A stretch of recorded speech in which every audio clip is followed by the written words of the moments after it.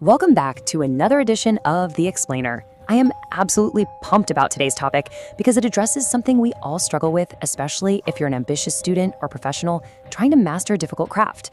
Today's lesson is a direct cure for anyone who relies way too heavily on motivation to get things done. We've all been there, right? Waiting around for that magical burst of inspiration to start studying, to kick off a project, or to finally practice that new skill. But what if waiting for that feeling is the exact thing holding you back?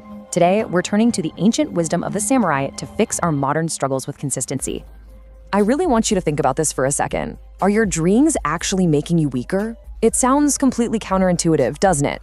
We're constantly told to dream big, to visualize our success, to map out these grand plans. But I want you to reflect on whether simply thinking about your goals is secretly destroying your drive.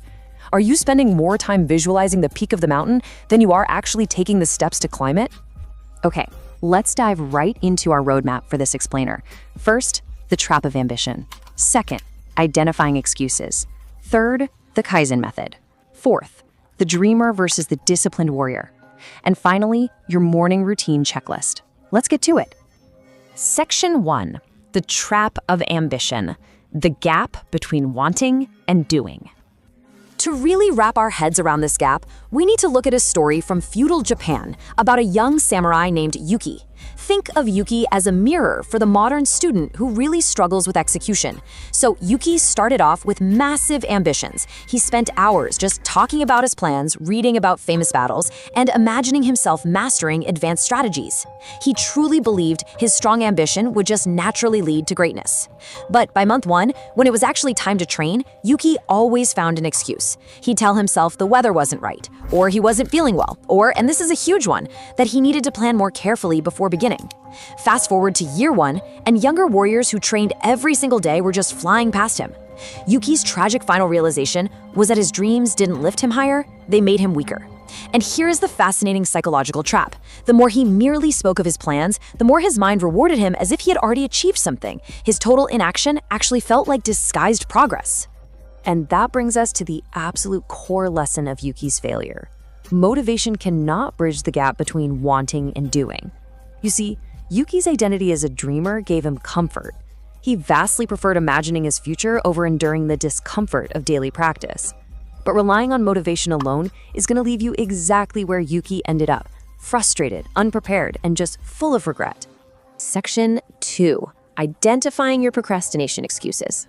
Why the mind rewards inaction.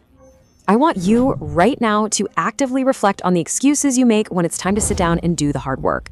It is wild how perfectly the ancient world maps onto our lives today. Take Yuki's historical excuses versus our modern illusions. The weather is bad is really just our way of waiting for perfect conditions. Like waiting for the perfect lighting or a perfectly quiet house before you start studying. Feeling unwell is placing your trust in fleeting emotions, just waiting to feel inspired. And the most dangerous one, needing to plan more, is straight up disguised procrastination. We organize our notes, we color code our calendars, but we never actually open the textbook. So here is a crucial takeaway. Preparation without practice is simply disguised procrastination. When our goals are huge, it is so easy to feel overwhelmed by the sheer distance to the finish line. We convince ourselves that all this preparing is making progress. But in reality, over-planning just makes the distance to our goals feel even more overwhelming. And we just drift further and further away from the actual work that matters.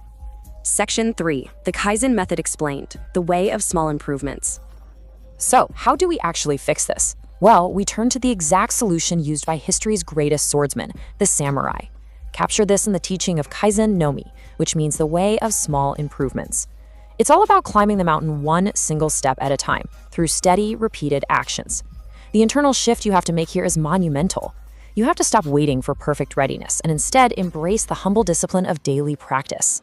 The steps might seem incredibly small at first, but they lead to immense strength because they literally never stop. I absolutely love this insight inspired by the legendary swordsman Miyamoto Musashi. Listen to this. Greatness was not built in sudden bursts of energy, but through the quiet rhythm of repetition. Musashi didn't try to transform his entire life in a single moment of inspiration. He devoted himself to small, steady actions. To wait for motivation is like waiting for perfect weather before starting a journey.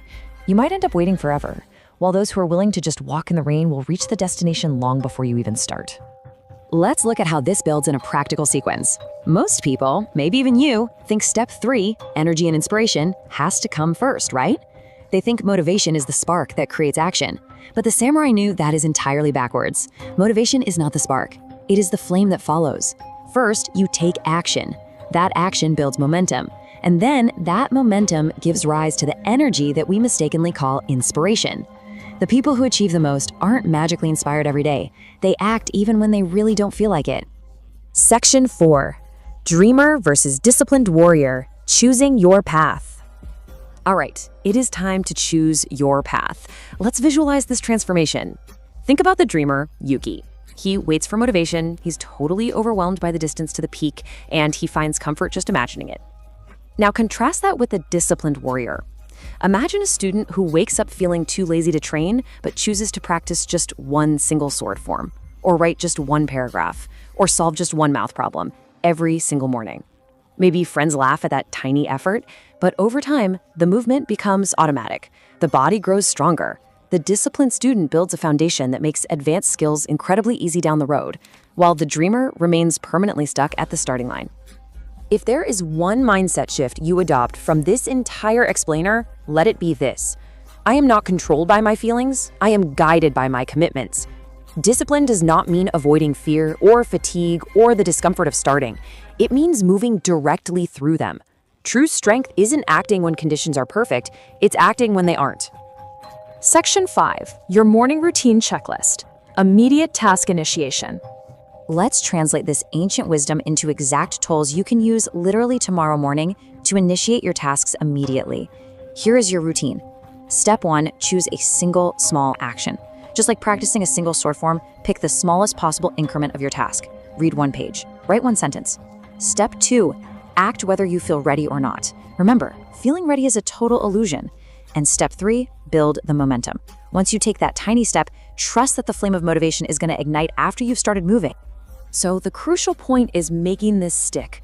Keep these rules somewhere you can see them every single morning. Commit to action over feeling. Ignore anyone who mocks your tiny, incremental efforts. Deliberately push through that initial discomfort of starting. Stop waiting for the perfect weather, the perfect mood, or the perfect time. And finally, place your trust entirely in your habits and commitments rather than your fleeting emotions. I want to leave you with this incredibly powerful thought from the great samurai teacher Yagyu Munenori. The sword that waits for perfect conditions never leaves its sheath. Stop waiting to feel ready. The power to act without waiting for motivation is literally the power to truly shape your life. So what single tiny step are you going to take right now, today, without waiting for the perfect moment? Thank you so much for joining me on this explainer, and I will catch you in the next one.